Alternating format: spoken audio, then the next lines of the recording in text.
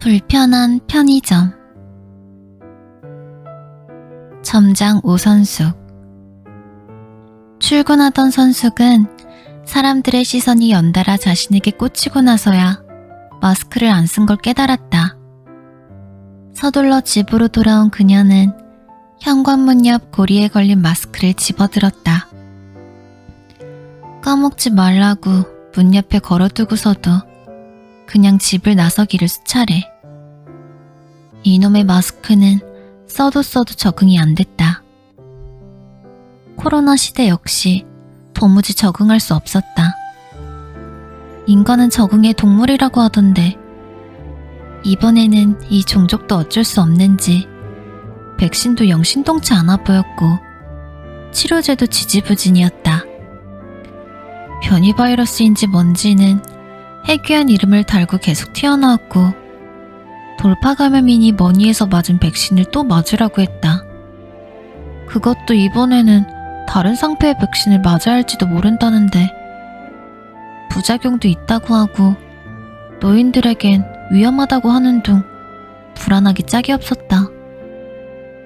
바이러스가 유동치는 세상에서 선숙 같은 소시민은 흐름을 따라가지 못한 채 어찌해야 할지 갈피를 잡을 수 없었다.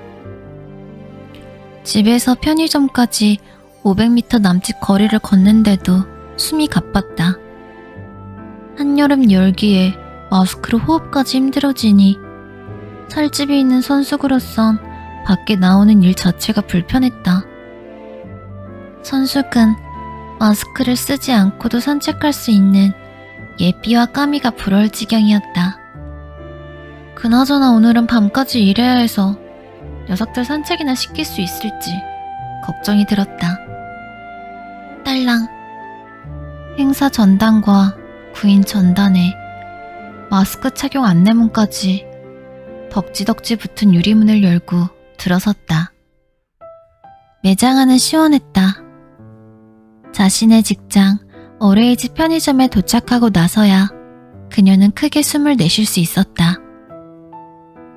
과거 직접 실내 포차나 호프집을 운영할 때도 느끼지 못했던 편안함을 만끽하며 슬며시 미소를 지었다. 왜일까? 오래 일해서? 익숙해져서? 아마도 점장이어서가 아닐까. 사장이면 매출과 운영에 대한 압박으로 스트레스가 엄청나다. 알바는 급여도 적고 고용 안정성도 떨어져 불안하다. 그러나 점장은 책임감이 들긴 하지만 사장만큼은 아니며 알바보다는 급여도 많고 안정적인 자리다. 무엇보다 이곳은 선숙이 오랫동안 근무하며 털을 다진 청파동 유일의 어레이지 편의점이 아닌가. 지금은 동네마다 같은 프랜차이즈 편의점끼리 경쟁하는 구도지만 이 프랜차이즈는 오히려 매장이 줄고 있는 형국이었고 올해 초 숙대 정문안 매장이 없어지고 나서는 청파동 유일의 어레이지 편의점이 되고 말았다. 그래서 편의점 살림살이가 나아졌냐고? 택도 없는 소리다. 본사가 힘을 잃고 있는데 이곳이라고 나을 리 없자는가. 잘 나가는 프랜차이즈 편의점들은 더 많은 행사 상품과 저렴한 자사 상품들을 쏟아내는 반면 여기는 맥주 할인 품목도 줄어들어 얼마 전엔 4캔 만원 맥주 단골 손님마저 잃어야 했다. 매일 퇴근길에 들러 맥주 4캔에 안주거리를 사가던 그는 유통기한이 간당간당한 샌드위치나 버거 같은 신선식품을 해치워주는 기특한 고객이기도 했다. 그런 그가 언제부턴가 밀가루 회사 상표 맥주와 구제약 회사 상표 맥주를 찾더니 급기야 골뱅이 회사 상표의 맥주까지 묻는 게 아닌가. 그런 게 있는 줄도 몰랐고 있어도 들을 여유가 없는 선숙으로선 머쓱한 표정으로 고개를 저을 뿐이었다. 결국 그는 아쉽네요라고 한마디 던진 뒤 매장을 나섰고 이후로는 다시 볼 수 없었다. 선숙은 그 특이한 상표의 맥주를 발주해야 하나 고민에 빠졌고 아들에게 이에 대해 물어야 했다. 색다르잖아. SNS에 올리기도 좋고 맛도 괜찮더라고. 너도 먹어봤어? 엄마 나 소주 파잖아요. 근데 그런 거 초반에만 반짝하는 거야. 너무 걱정 마요. 아들의 말이 위안이 됐다. 비록 맥주 마니아 사내를 만족시키진 못했지만 세상에 만족스러운 게 어디 있겠으며 다 모자라고 부족한 대로 삶에 버티는 것 아니겠는가. 게다가 원래 우리 편의점은 불편하기로 소문난 곳인데 어쩌란 말이냐. 일종의 될 대로 되어라 정신. 걱정하기보다는 그저 하루하루 오는 손님들에게나 최선을 다하자고 선수군 마음을 먹었다. 그래서일까? 그녀는 이 공간이 좋았다. 부족하고 모자란 꼴이 자신의 인생과 닮아서였다. 경영난에 허덕이며 근근히 운영되는 게 적자 인생으로도 어떻게든 살아가는 소시민 오선숙 같기만 느껴졌다. 시제 점검을 마치고 본격적인 업무를 시작하려는 찰나 근무조끼를 벗은 반팔 셔츠 차림으로 곽 선생이 다가왔다. 마스크 위로 보이는 피로감에 젖은 눈빛에는 민망함이 겹쳐 있었다. 평소 표정 변화가 없는 곽 선생답지 않은 모습이 선숙을 긴장하게 만들었다. 점장님, 잠깐 이야기 나눌 수 있을까요? 평소 말을 걸어도 단답으로 일관해 마스크로 입을 봉인한 건지 의심이 가던 이 사내가 하자는 이야기라면 안 듣고도 뻔했다. 그녀는 불길한 느낌을 애써 지우며 곽 선생을 빤히 바라보았다. 예, 말씀해 보세요. 죄송하지만 제가 일주일 뒤, 그러니까 다음 주 목요일까지만 일하고 그만둬야 할 것 같습니다. 역시다. 올 것이 온 것이다. 그가 며칠 전 하루 휴무를 부탁할 때부터 뭔가 일이 있을 듯 했다. 곽 선생님, 새로운 일자리는 구해놓으신 건가요? 진심으로 걱정이 되어 물었다. 곽 선생은 지난 1년 하고 수개월간 편의점의 밤을 지켜줬지만 나이로 보나 능력으로 보나 다른 일을 수월하게 할 수 있을지 걱정이 되곤 했다. 시제는 종종 틀렸고 다달이 바뀌는 행사 내용도 헛갈렸으며 포스기의 부가기능 사용법도 여전히 서툴렀다. 유일하게 잘하는 거라면 좀도둑을 잡는 것이었는데 야간에 물건을 슬쩍 가던 손님을 3번이나 잡은 눈썰미는 전직 형사라는 그의 이력에 고개를 끄덕이게 만들었다. 예, 지방에 건물 경비 자리가 생겨서 그리로 가게 되었습니다. 지방 어디요?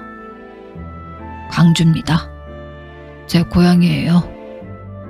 그럼 아름아름으로 구한 자리인가요? 휴무일에 고향 경조사에 참석했습니다.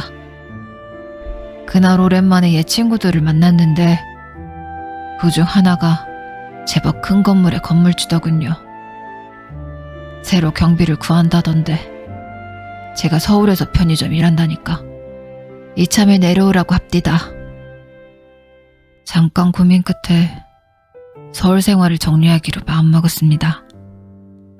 다만 다음 주부터 일해야 해서 촉박하게 말해 죄송합니다. 선숙은 그가 촉박하게 말한 것보다 이렇게 달변인 게 더 서운했다. 무뚝뚝한 남자들. 말 한마디, 표현 한 번 해주면 좋을 상황에서 그들은 묵묵부답으로 일관했고 그래서 생긴 오해 역시 제대로 풀 줄 몰랐다. 곽 선생 역시 다르지 않았기에 다가가기 힘들었던 게 사실이었다. 그건 저녁 알바인 정군도 마찬가지다. 입대를 기다리며 4개월째 알바 중인 이 청년은 돌부처나 다름이 없다. 물론 말 많고 화도 많은 50대 아줌마 점장이 두 사람에게 편한 상대는 아니었을 것이다. 죄송할 것까지야 있나요? 그나저나 빨리 사람을 구해야 할 텐데. 아유, 일단 사장에게 말하고 고인공고도 올려볼게요. 신경 써주셔서 고맙습니다. 곽 선생이 선숙에게 정중하게 고개를 숙여 보인 뒤 유리문을 열고 퇴근했다. 구인, 사람을 구한다는 것. 편의점 점장 제1의 고민이 시작되는 순간이었다. 이미 주말 알바를 찾는 중이었는데 평일 야간 알바까지 구해야 하는 상황에 그녀는 머리가 다 지끈거렸다. 활기차게 시작하려던 하루가 발목을 잡혔다. 오전부터 점심까지 손님들을 받으며 유통기한을 확인하고 부족한 상품을 보충하고 새로 입고된 신선식품을 검수해서 진열했다. 짬을 내 유통기한이 막 지난 샌드위치에 우유로 점심을 때우다 보니 오후 1시, 이쯤이면 깨어났을 것이다. 선숙은 스마트폰을 꺼내 최근 통화를 살펴 영숙 언니의 아들이라고 적힌 전화번호를 눌렀다. 이름을 강 사장으로 바꿔준다는 걸 자꾸 미루고 만다. 이 녀석과 관련해서는 손끝 하나 대기 싫어서다. 통화 대기음이 길어지자 짜증이 일었다. 이윽고 막바지에 맞추기라도 한 듯 전화가 연결되었다. 왜요? 주말 알바 구했어요? 아니, 그것보다 곽 선생이 그만둔다네. 잠시 탄식이 들리는가 싶더니 강 사장이 퉁명스레 물었다. 얼마 달래요? 그 아저씨 아무튼 나한테 말도 안 하고. 어? 그만둔다고 하던데? 에이 이모, 그거 돈 올려달라고 시위하는 거예요. 1년 넘게 일했는데 알바비 인상 안 해줬다고 투덜대는 거라니까. 돈 좀 올려주면 그만둔다는 말 쏙 들어간다고요. 아니야, 고향 광주에 건물 경비를 구했다고 서둘러 달랬어. 아주 시나리오를 써오셨군. 이모도 참 순진하시긴. 내가 곽씨 아저씨랑 통화할게요. 선숙이 뭐라고 답하기도 전에 강 사장은 전화를 끊었다. 잠이 덜 깬 목소리부터 자신과 곽 선생을 무시하는 내용까지 모두 마음에 안 들었다. 그녀가 오늘 마주한 곽 선생의 태도는 진지했다. 그런데 대체 녀석은 무얼 근거로 곽 선생이 강자를 부린다고 여기는 걸까? 먼 눈엔 뭐만 보인다더니 참으로 한심하기 그지없었다. 강 사장, 영숙 언니 아들, 아니면 민식이. 30년도 더 된 어느 날, 교회에서 영숙 언니의 까불까불한 아들로 만났을 때부터 되버려지긴 했지만 이렇게 날건달이 될 줄은 몰랐다. 문제는 이 녀석이 현재 자신의 상관이자 편의점 운영의 결정권자라는 점이다. 녀석은 편의점 수익에만 관심이 있는지 운영에 관해선 티끌만큼도 모르는 데다 아무것도 책임지지 않는다. 발주 넣는 것도 직원 관리도 하기 싫은데 사장이니 밑에 있는 사람에게 그걸 시켜야 했고, 그래서 선숙을 점장으로 승진시킨 것이다. 민식은 편의점이란 원래 오토로 돌리는 거라면서 알아서 잘 돌아가게 해달라고 했다. 말은 그렇게 하고 형편 운운하며 점장 급여에는 짜게 굴었다. 그리하여 선숙은 알바 때보다 고작 40만 원을 더 받으면서 발주부터 직원 관리까지 과중한 업무를 떠맡게 된 것이었다. 거절할 수 없었던 이유는 단 하나, 영숙 언니였다.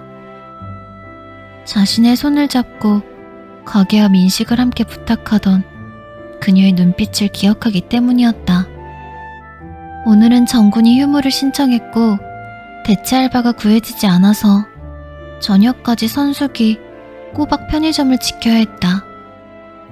어둠이 찾아오고 퇴근길 손님이 들기 시작하자 피로가 훅 몰려왔기에 그녀는 즐겨 마시지 않는 에너지 드링크를 2개나 비워냈다.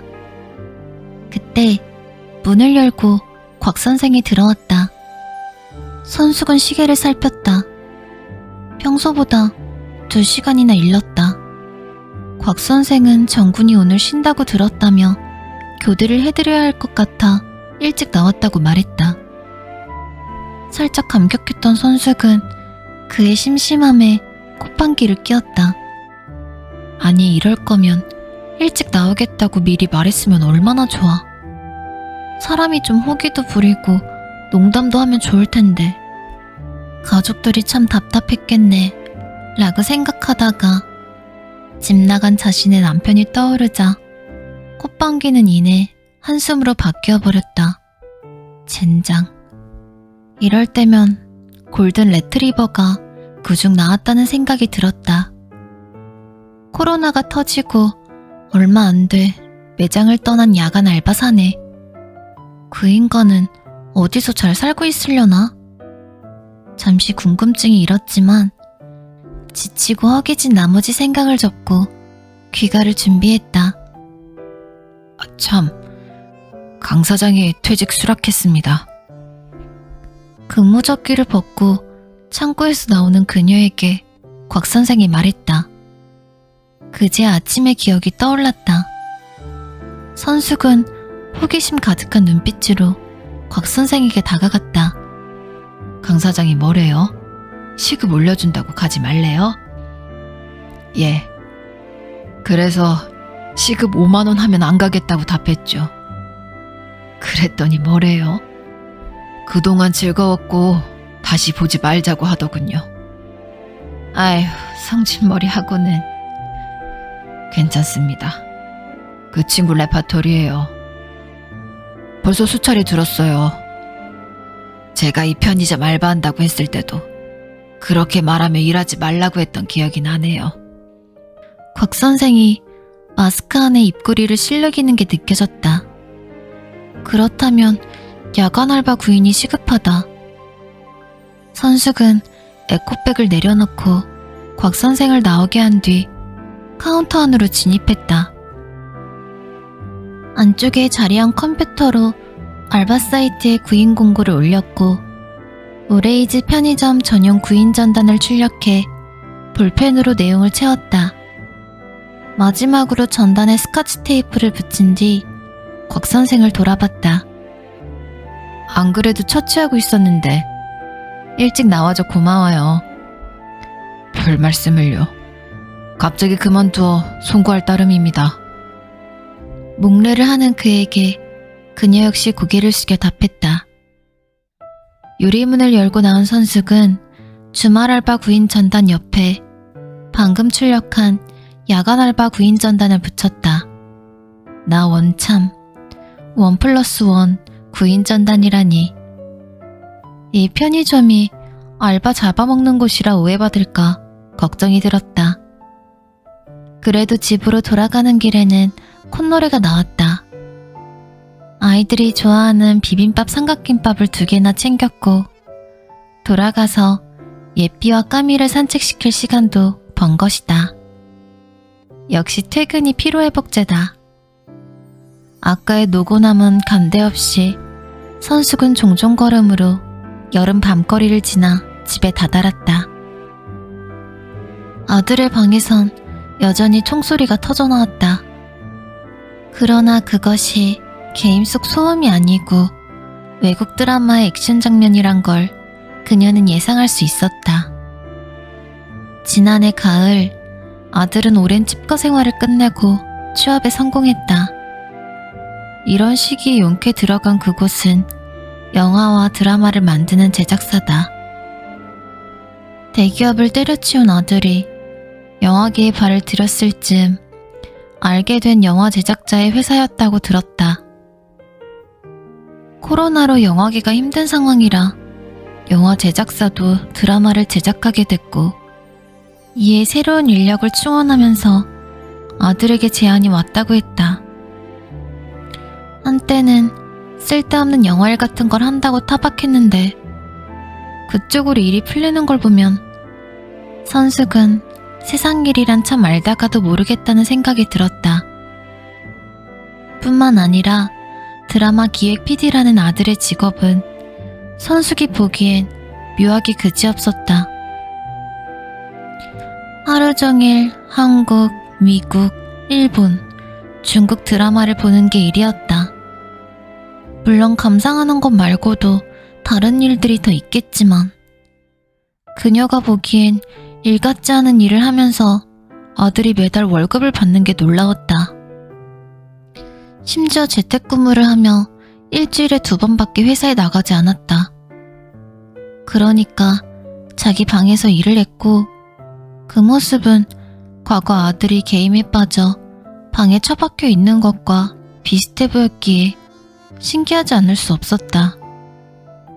아들은 이제 OTT 시대라면서 넷플릭스라는 돈 내고 보는 채널이 있다고 했다. 자기 회사는 그곳에 작품을 걸 거라고 했다. 선숙은 용어부터 이해가 잘 안 됐지만 아들이 초롱초롱한 눈빛으로 설명해주는 모습이 그저 흡족했다.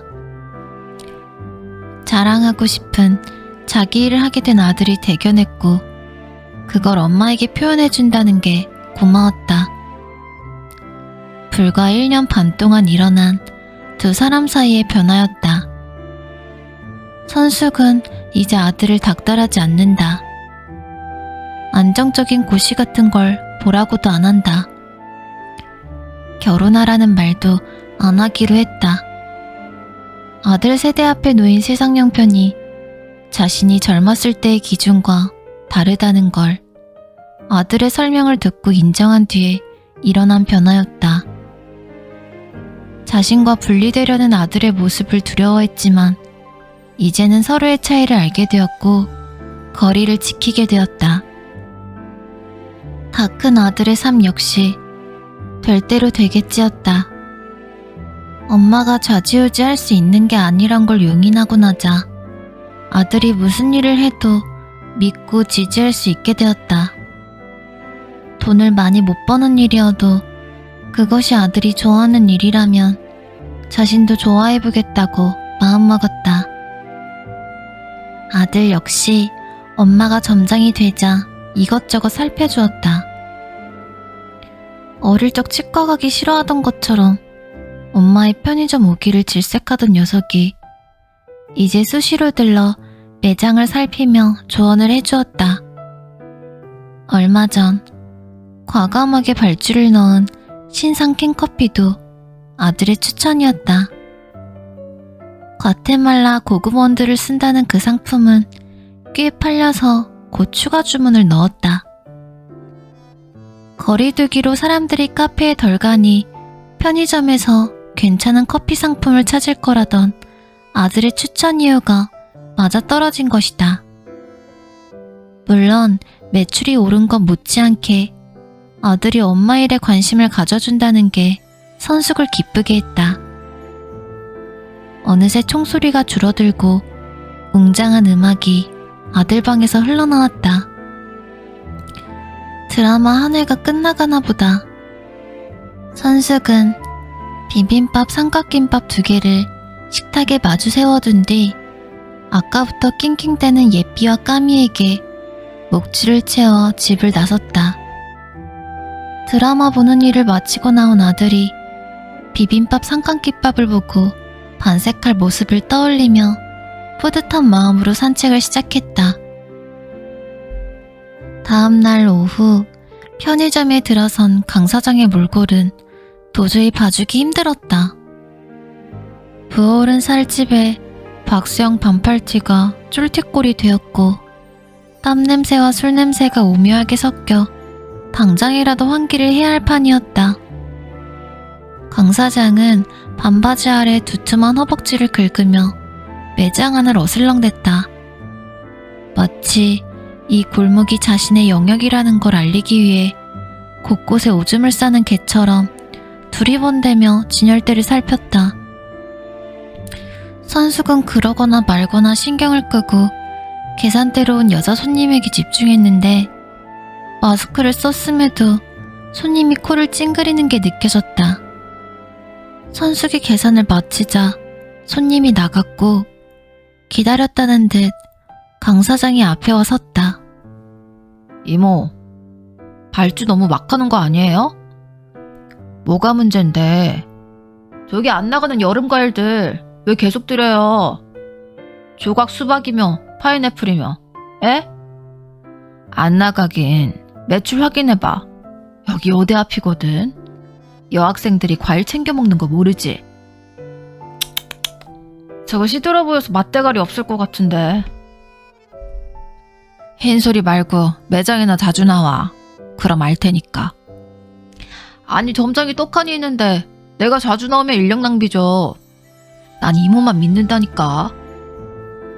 강 사장이 능글맞은 표정으로 돌아서 냉장고를 향했다. 그리고 맥주 4캔을 꺼내들고 다시 나왔다. 당연히 계산은 안 한다. 봉지도 그냥 줘야 한다. 사장이니 그건 뭐라 못해도 입 다물고 있을 선숙이 아니었다. 사업구상 하고 있는 거 맞아? 술 좀 작작 드셔. 대낮부터 맥주 마시고 그럼 되겠어? 모르시긴 남맥주가 머리를 기가 막히게 깨우거든요. 비록 내가 이 맥주 사업 통수 맞고 타격이 있었지만 두고 보세요. 엄청난 트립 냄새가 마스크마저 뚫고 들어와 선숙은 대놓고 미간을 찌푸렸다. 이 자식, 정말 영숙언니 아들만 아니면. 그녀는 놈의 등짝을 후려치고 싶은 걸 겨우 참아냈다. 선숙의 속도 모르고 희죽 웃으며 편의점을 나가던 강 사장이 순간 멈춰섰다. 구인 전단을 살핀 녀석은 꼬투리를 잡아 즐거운 학생 주임처럼 의기양양 다가왔다. 아, 이모 진짜 야간 알바 이거 주 5일이 뭐야. 이틀씩 4일씩 끊으라고 했잖아요. 안 돼. 그럼 아무도 지원 안 해. 주 5일 플러스면 주휴수당은 어쩌려고. 주 5일 연속 근무는 이모랑 곽씨 아저씨로 끝이라고 몇 번이나 말했어요. 아휴, 그럼 사람 못 구할걸. 강 사장이라면 주말도 아니고 평일에 이틀 밤 근무하겠어? 하지 개털들이. 대학생들 알바 구하기 전쟁이라던데? 이모, 내가 아무리 바지사장이라지만 내 말 너무 씹으면 섭해요. 전단 이틀 사흘로 고치고 그 알바 사이트도 고치고. 끙. 일단 비는 피하기로 했다. 알겠다고만 답했다. 왜냐면 강 사장은 저렇게 떠들고도 곧 신경 끄고 퍼질 테니까. 지난번 전군 고용 때도 그랬다. 군대도 안 간 어리버리니 최저시급 주지 말자고 우기다가 결국 흐지부지 되지 않았나. 선숙은 화를 꾹 참고 강 사장을 따라가 문 앞에서 배웅하며 전단을 떼는 신용만 했다. 이틀 사흘로 올리면 일주일 안에 야간 알바 구하기는 불가능이다. 당장 다음 주에 비는 곽 선생의 자리를 채우려면 이 수밖에 없다. 일단 주 5일로 뽑고 강 사장이 반대하면 사람 못 구했으니까 직접 일하라고. 선숙도 강짜를 부리기로 했다. 강 사장은 자기가 사회에서 세게 굴렀다고 유세를 떨지만 산전수전 공중전 다 겪은 본인 오선숙도 만만치 않다는 걸 일깨워줄 때가 된 듯했다.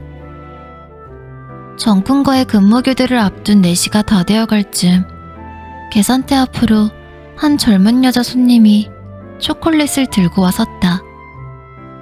계산을 마치고 물건을 받은 손님은 돌아서려다 잠시 머뭇거렸다. 저기요, 혹시 야간 알바다. 야간 알바 지원자여야 한다. 속으로 되뇌며 선숙이 그녀와 눈을 마주쳤다. 마스크 위로 진한 눈썹에 차분한 눈빛이 고와 보였다. 아니, 요새는 마스크를 써서인지 젊은 사람들 인상이 다 좋아 보였다. 알바하시게? 숙대생이에요? 성격 급한 선숙이 질문을 터뜨렸다. 여자 손님이 다시 멈칫하고는 마스크 안에서 입을 조물거리는 게 느껴졌다. 그게요. 야간에 알바. 맞아요. 야간 알바 구해요. 여기 동네라 안 위험해. 지구대도 가까워. 여자도 충분히 할 수 있다니까. 그게 아니고요. 야간에 알바하시는 분 있잖아요. 환갑 좀 지나 보이시는. 곽 선생은 갑자기 왜? 선숙은 그녀가 알바 지원자가 아니라 김이 샜고 절로 퉁명스러워졌다. 그분은 왜요? 저번에 안 계시던데 어디 아프시거나 그래서 그만둔 건가요? 아니, 휴무낸 건데. 어제는 근무하셨지. 그런데 왜요? 곽 선생이랑 아는 사이인가? 여자 손님이 수줍어서 그러는 건지 수긍을 한다는 건지 고개를 살짝 움직였다. 선숙은 답답해 참을 수가 없었지만 그녀의 조심스러운 태도에 순간 머릿속이 번쩍했다. 혹시 곽 선생 딸이에요? 그러자 토끼처럼 눈이 커진 그녀가 선숙 앞으로 몸을 들이밀며 물었다. 어떻게 하셨어요? 저 아빠랑 닮은 구석이 없는데.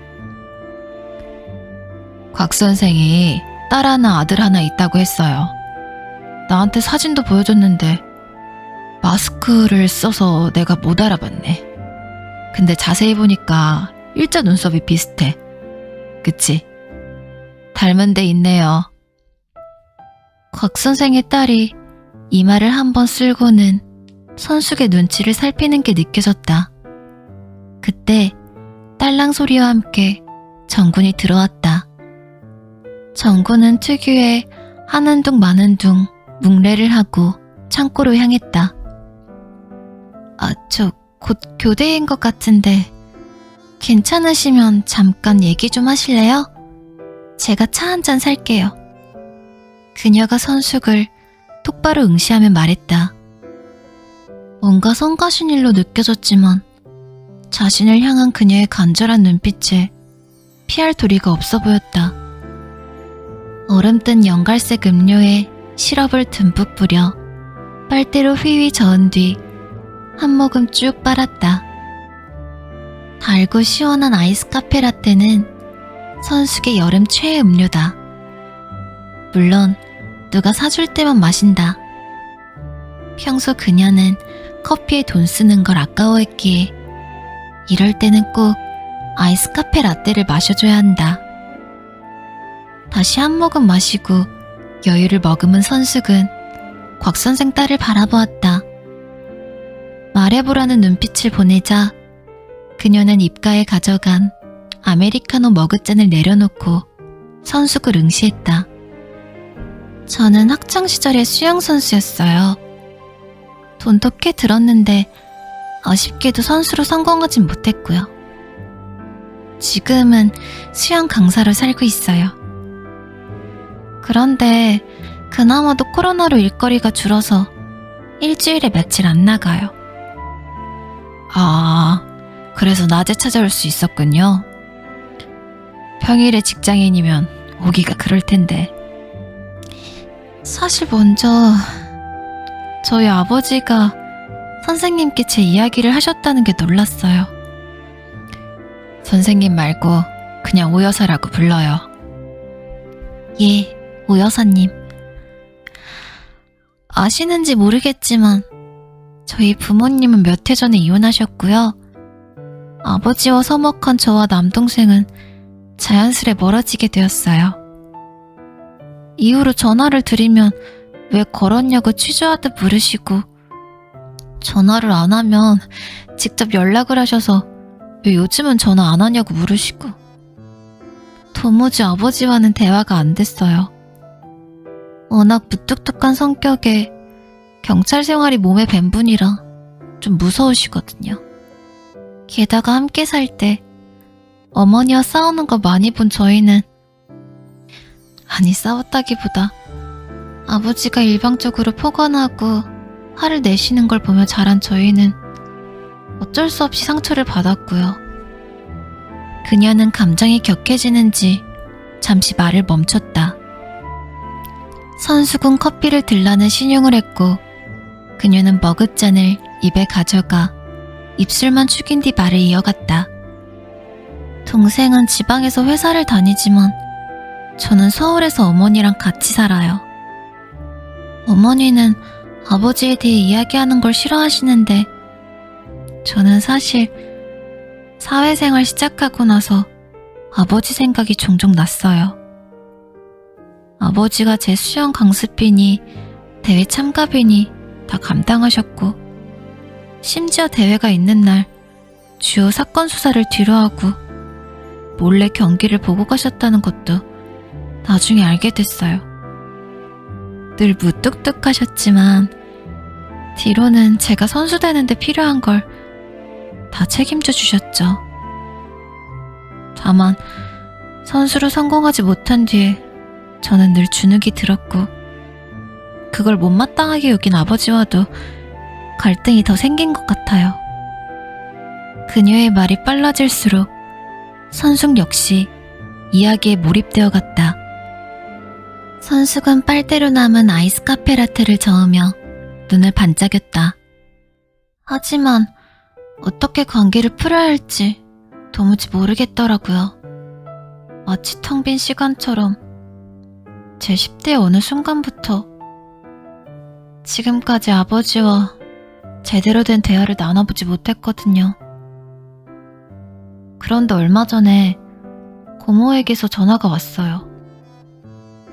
고모는 최근에 아버지를 보러 서울에 왔다가 엄청 놀라셨다는 거예요. 혼자 사는 원룸도 깔끔하고 밥도 잘해 드시고 심지어 편의점 야간 알바를 하며 지낸다고 하시더라고요. 그러면서 혼자 살면 아버지가 많이 약해지셨다고 너희들이 가끔이라도 좀 살펴주면 안 되냐고 하셨어요. 저는 무엇보다도 아버지가 편의점에서 일하신다는 게 통 상상이 되지 않아서 의아했어요. 항상 고압적이셨거든요. 식당에 가서도 사소한 문제에도 호통을 치셨어요. 흔히 말하는 갑질 같은 행동 말이에요. 그런 분이 편의점 알바를 하신다는 게 정말이지 상상이 안 됐어요. 가만 제가 사연을 너무 마구잡이로 늘어나서 죄송해요. 다만 저는 제가 어떻게 해야 할지 몰라서 며칠 전 밤에 이 편의점을 찾아와 봤는데 그게요. 그녀의 표정이 갑자기 붉게 상기되었다. 힘들어하는 게 느껴졌고 선숙은 가만히 그녀를 바라보다 살짝 미소를 지어 보였다. 그녀가 고개를 숙이고 물기를 머금은 채 죄송해요 라고 속삭였다. 고개를 들지 못하는 그녀에게 선숙이 휴지를 건넸다. 두서없어도 무슨 말인지 알아들을 것 같네요.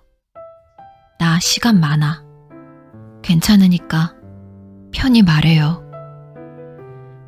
곽 선생이랑 그래도 1년 넘게 일하면서 나도 고마운 게 있거든. 따님분 힘들게 용기 내 왔는데 내가 도울 건 도와볼게요. 어? 휴지를 받아든 곽 선생 딸이 서둘러 눈물을 훔치기 시작했다. 선숙은 남은 아이스 카페라떼를 마저 마셨다. 잠시 뒤 진정한 그녀가 뭐라도 더 드시겠냐고 물었다. 선숙은 음료는 됐고 원래 귀가에 간식 먹을 시간이니 쿠키나 조각 케이크라도 먹으면 좋겠다고 답했다. 그녀가 카페 디저트 진열대로 향했고 선숙은 이왕 이렇게 된 거 음식 대접이라도 잘 받고 자기 시간을 내주기로 마음먹었다. 주문을 마치고 돌아온 곽 선생 딸이 한결 침착해진 얼굴로 선숙 앞에 마주 앉았다.